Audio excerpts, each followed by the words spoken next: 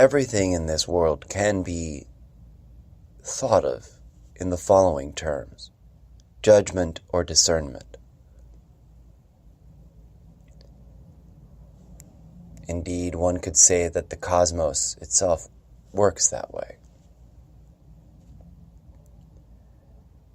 In practical terms, here in our lives, we need to comprehend the difference, because one is very useful, but has inherent limitations, and a sort of byproduct of those limitations is that it derails us, keeps us distracted, and not engaging in the action of understanding and moving through our spiritual path towards awakening, towards enlightenment, towards ascension to the next level, whatever that is. And that's judgment. Why does judgment derail? Because it is, by definition, the division, the dividing, the labeling, the separating. It is determining good or bad, worthy, unworthy, cool, not cool, desired, undesired, accepted, rejected. That's judgment. And it is an act.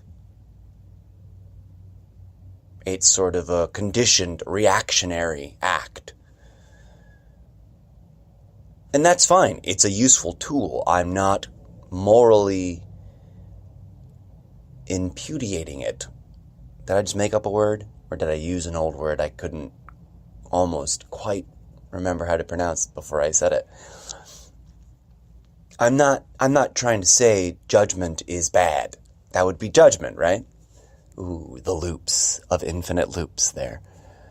What I am is sharing my understanding of the comparison and contrasting of judgment and discernment. They are a mutually arising dichotomy here in our socially conditioned world of matrices of illusions, because there's many matrices. Matrici, they are many, the matrix. It has manifold aspects. It's all one big living matrix, though, in the end. But that's jumping ahead. Discernment. In contrast to its polemic brother, because judgment is very masculine. Not to try to, male shame guys. This isn't about us at this point in terms of comprehension. So don't get distracted. But it is very masculine. And that which is male on all scales, energetically, spiritually, and socially here, pragmatically speaking, in the world,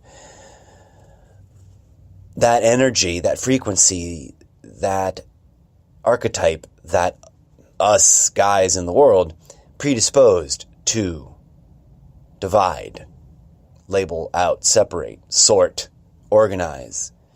And to that end, to those ends, judgment is a fine tool. What are the limitations inherent in it that derail us from our spiritual path? Kind of hard to say if we're busy just judging the very statement made that judgment derails from spiritual. Now follow me on this. To comprehend judgment clearly, we must also know his sister, discernment, feminine energy, receptive and life-giving, sustaining, sustainable. Arguably, judgment is not sustainable. If you chop a tree up into infinite bits, you get pulp. And then that's very useful when you can make stuff out of it, but it's no longer a tree, is it? So in that process, there was a sort of critical point where judgment, or the act of dividing, became life-threatening to the tree. That facet of judgment spirals in a fractal way throughout the application of judgment, the use of judgment, especially the sort of narcissistic, self-aggrandizing, addictive sort of use, reliance on it. That's all analogous to the act of penetrating between a unified whole and carving it out, ripping it apart.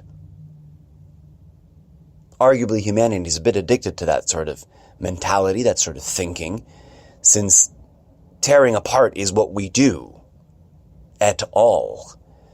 To profit, we must destroy nature and commodify it, tear it apart, render it into something else, which has, at that point, a higher perceived value. Judgment leads to all these things that are toxic when all you do is judgment. His sister, discernment, has quite a different definition. It doesn't demand, by its own definition, a polemic, right? Which judgment does. Judgment delineates between worthy and unworthy, good and bad. That's a polemic inside a polemic. Discernment operates in a completely different dynamic, completely different shape. One might give this shape, to kind of wrap our brains around it, a spiral, the notion of spiral. Discernment is the evaluation of circumstances and situations and objects and things, etc. The same sort of approach to judgment in the beginning, because to judge we must observe that which will be judged. But it is but what discernment does is take it to a different direction. In order to understand the highest calling, the greatest good, and for the benefit of the commonwealth of all. That's what discernment is. Discernment is evaluating and defining or determining in a sort of constant revisionary, always adjusting to new circumstances, new information, new objects, new people. It's a practice as opposed to an action. Judgment's an action. Boom, chopped it in half. Now it's a car. It's no longer minerals in the earth. Whatever, right?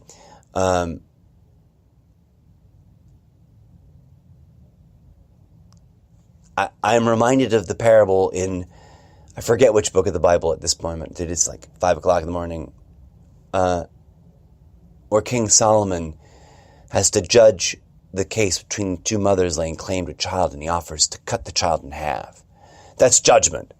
Now that rendered some reaction, which furthered comprehension, and then, the truth was discerned, and the real mother is identified through her compassion and, unconditional love for her child, that she doesn't want that action taken, and et cetera, et cetera.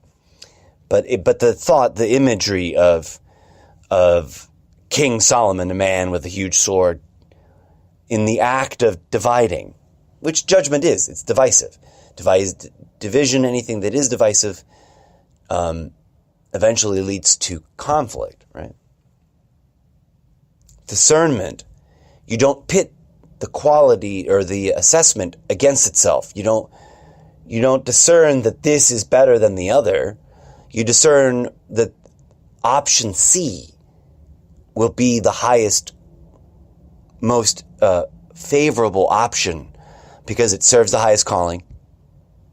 The highest calling's function is providing the greatest good, and the greatest good is for the commonwealth of all. This is inherent in our spiritual definition of discernment. Webster's and whatever the name of the other dictionary, because apparently there's only 2 big dictionaries in the world, 2 main popular, kind of like there's only 2 big name brands allowed anywhere in America. It's either Pepsi or Coke, right? Starbucks or Dunkin' Donuts, I guess, the largest coffee alternative to Starbucks, as far as... Anyways, I digress. Back to my point. Discernment is procedural. It's ongoing. It has this recursiveness. And by that I mean is that it returns back on itself to update itself, because it's constantly striving to achieve the highest and most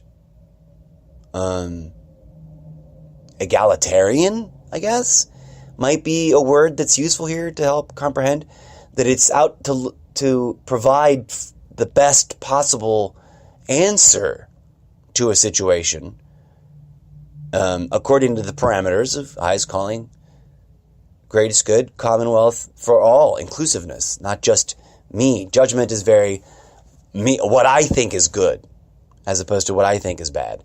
And as I was discussing with a friend on social media last night, one person's idea of perfection is another person's idea of madness, or crazy, or offensive, or what.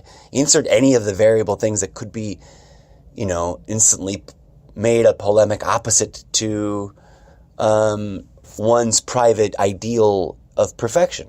It's too relativistic. That's the nature of our mental world that we live in. Curiously, the natural world is much more about discernment. Look at the way in which nature practices things. Yes, there's rough and tumble things and times and events. Volcanoes blow up, storms tear shit up. But those things are not, we judge them as tragic. We judge them as flawed, as undesirable, as unwanted, therefore bad. But within purely the context of nature, if you imagine a planet Earth, a Mother Earth, just as she was before people became people, whenever that was. We can argue, get lost down that rabbit hole about when it happened, how it happened, and why it happened, but that's not my point here. That's a whole interesting episode. Let's have that episode. But just thinking about a Mother Nature sans us the way we are exactly now, without our buildings, without our roads, without our social conditioning, without our ideology blanketing everything. What does nature do? Even in the rough and tumble shit, even in the tough love, things gotta fall over and break shit, it's perpetuating life.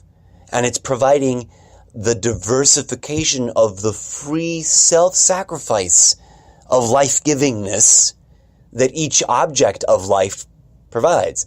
To put it in other ways, less waxingly philosophical, and I've quoted this before in episodes, so forgive me for appearing redundant to any of you 14 hardcore listeners. I think the numbers are going up, though. To interject really quick, I was advised by someone on social media that I was doing it all wrong and that I was doomed to not gain any audience.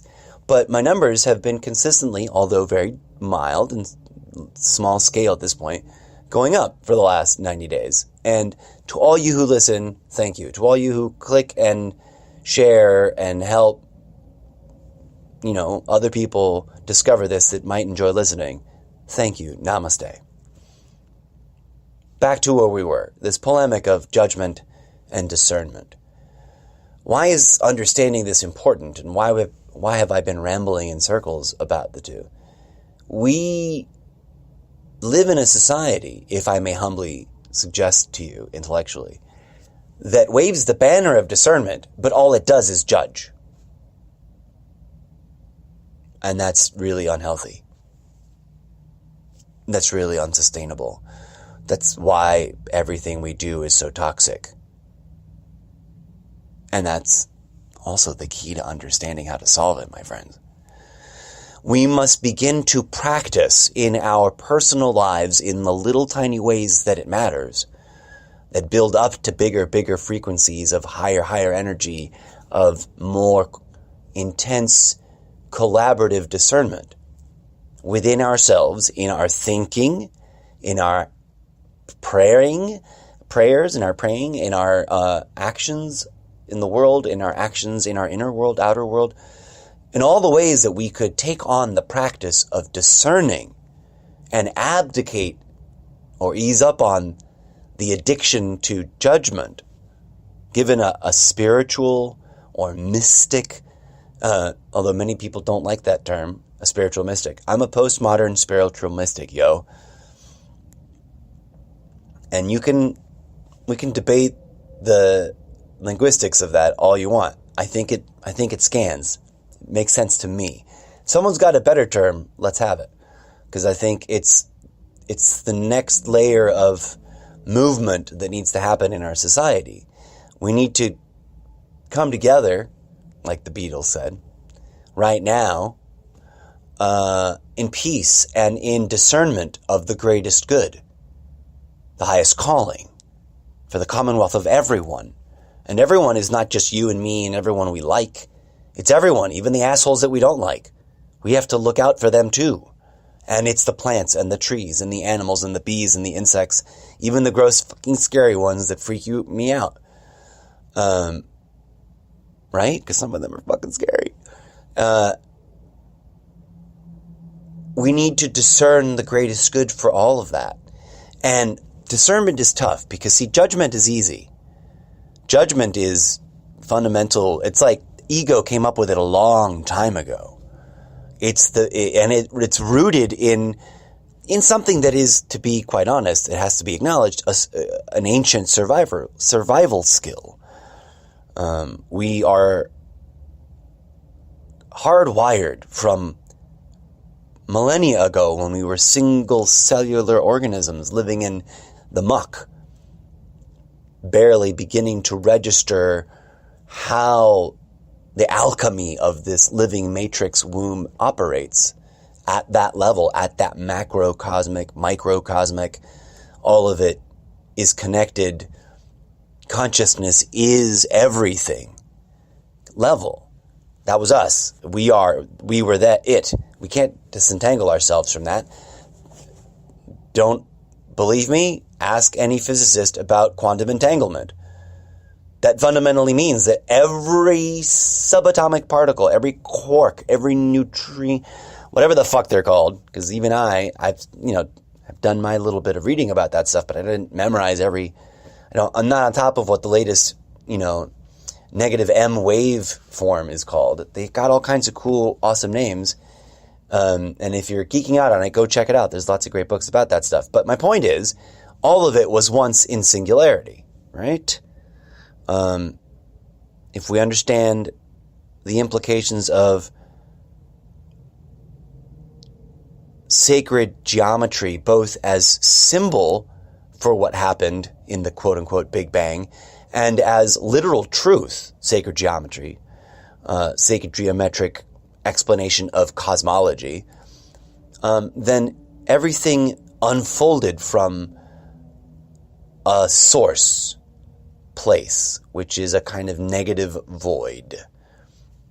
Arguably, a thesis or rather, a position for making the argument that goddess came first. That the void, the emptiness, the womb from which it all sprang forth, and, from which it all continues to reside within, is feminine. Discernment is feminine. It's about nurturing not just ourselves, but all those around us. Discernment is a practice that is radically different in its feeling and its form than judgment. Why is this important? Why am I rambling about it? Because we are all addicted to judgment, myself included. I'm not claiming to be special. And we're so addicted that we get triggered, and that's a phrase that we all make fun of each other for now in our social media. And we're running around judging each other, ourselves, ideas, the world, politicians, and some things are worth judging. Don't get me wrong. It's a useful tool. I'm not judging one better than the other. I'm reminding us that they both exist because they are deeply tied to a fundamental core, true dichotomy of the universe. The feminine, masculine, yin-yang, dynamic that constantly swirls together and helps manifest the original Trinity. All things in the universe can be seen from the lens and be impacted, can be interacted with through the lenses of either judgment or discernment. And it behooves us to understand from a spiritual practice point of view that we need to be very honest, very genuine, very real about where we have been in our past episodes of life as individuals and as a community of communities about these two tools, these two modalities of thinking, these two perspectives, these two viewpoints, these two ways of being, because they are all those things combined. They're not just some abstract notion that causes no harm.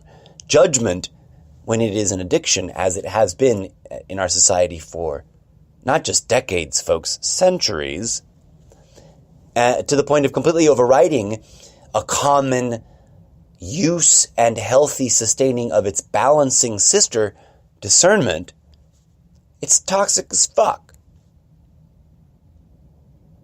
And thus we must, bootstrap ourselves into such a rebalancing by engaging in the inner world, inner revolution, inner introspection, inner self-questioning, inner rediscovery. And why do I take it to that place? Because deep down, all of us, the group, the polite and groovy ones, and especially the overt, crazy, painful, traumatizing a-hole ones of us, people, these meat puppets here on earth, we are judging ourselves, causing ourselves trauma, pain, suffering. Thus we lash out. Thus the toxicity of everything we do. Even though we try to put a face, we wave the banner, we talk about equality, and yes, many of us do understand this deeply, this balancing. It's not saying that it's completely lacking. But as a society, clearly, those who deeply practice discernment in stronger, higher magnitude of energy than their judgment are way outnumbered, right? And all of us still fall for the basic fundamental ego trap of patting ourselves on the back if we do a little bit of progress, see a little bit of improvement in ourselves. And that's a form of judgment once we start doing that, making ourselves better than others because I did this one little thing and now I'm cooler because I'm more well-read than everybody else, or because I got a better college degree than everybody else, or because I have a cooler sounding diet than everybody else, or because I've chosen this ideology construct that is self-declarative of being better than everybody else. Pat ourselves on the back. But that's judgment, and then that's an unhealthy thing that we need to heal deep down inside ourselves.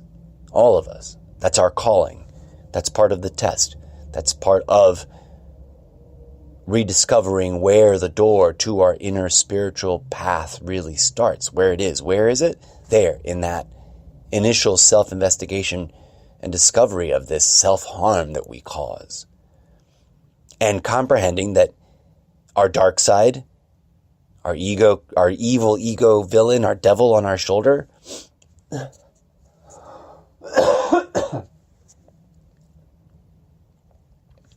is intimately attached and inseparable from our light side, our angel on our shoulder, our higher self.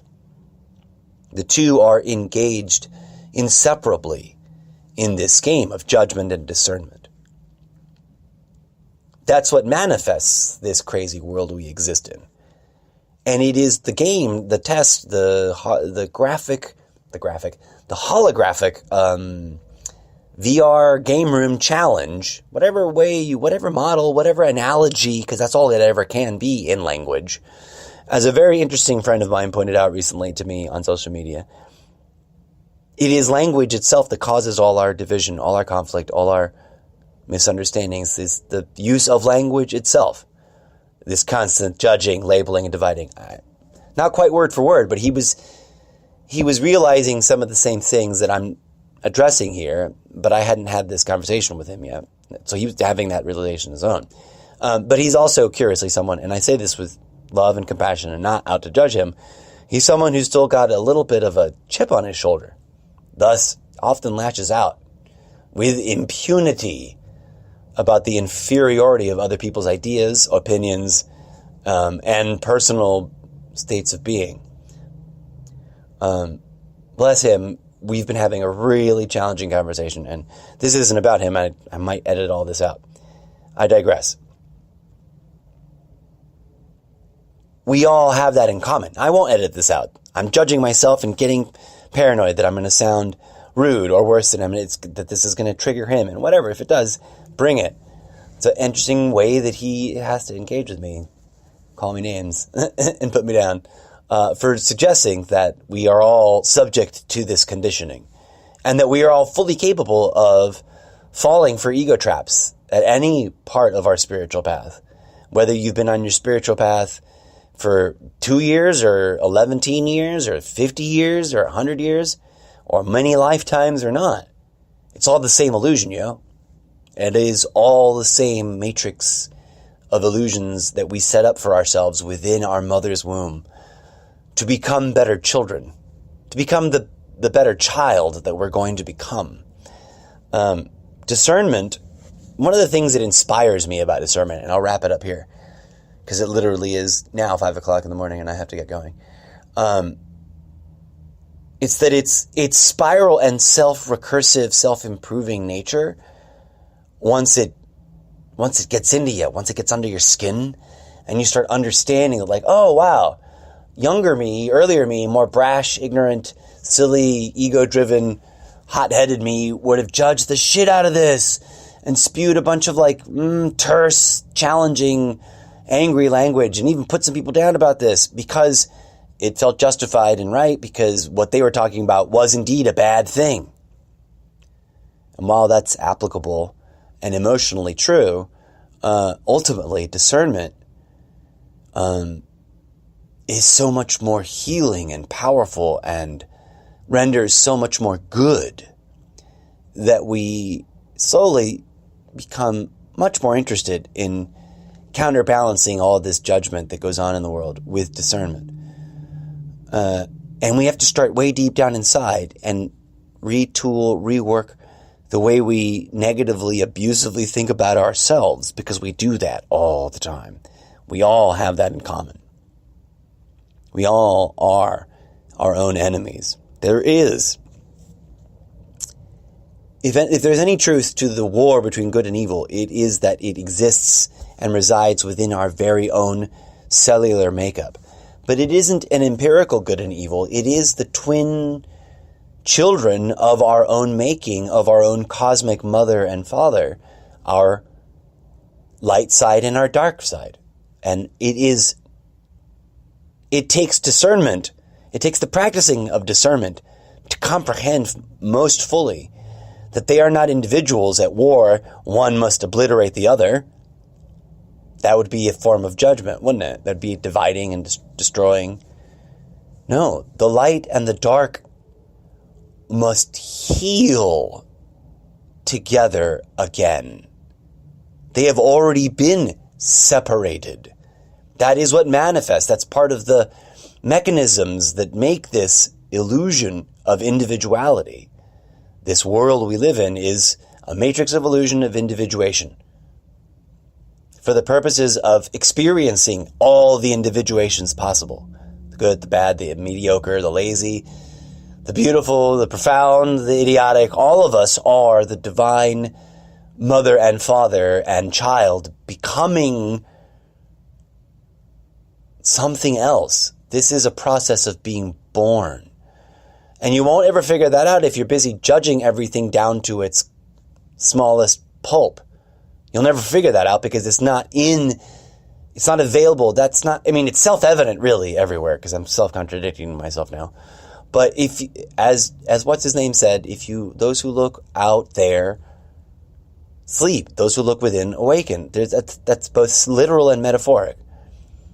If you go out like with a purely only judgmental scientific, even positive and healthy scientific mind, and you don't discern ever, you don't practice discernment as a balancing tool, you'll never really quite come to your own personal revelation of this living womb that is not done yet giving birth to you. This body, this lifetime, all the bodies, all the lifetimes, present, past, yet to come, they are all inherently part of the one process of being given birth to by cosmic womb. Mother, Father are one unity, one point in the defining of the triangular, trifective triad, the sacred, what do they call it in Catholicism? Why am I blanking on that? My home base club I was raised in. The Trinity. It is the way by which the universe, becomes this womb. It is the eternal process that is giving birth to us. We're not done yet, folks. And there's lots of ego traps because our dark side is a combative, shady,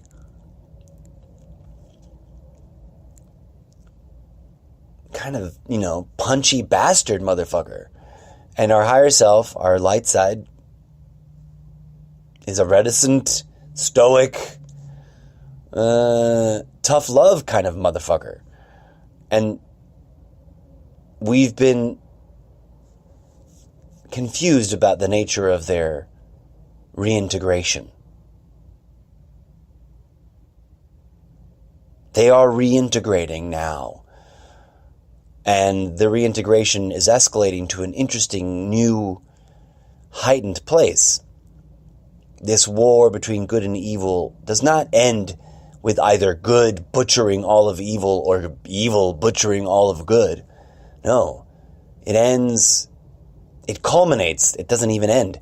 It culminates in the birthing of a new reintegrated cosmic being elsewhere, in some other place that we can't even begin to fathom with words. And thus, it is our imperative here, in this place as individuated in this cosmic dream, to live out our spiritual path as best we can, with the highest level of integrity, seeking the greatest good, the highest calling, for the benefit of all, not just the good guys, but also the bad guys. Because we're all doing our cosmic job.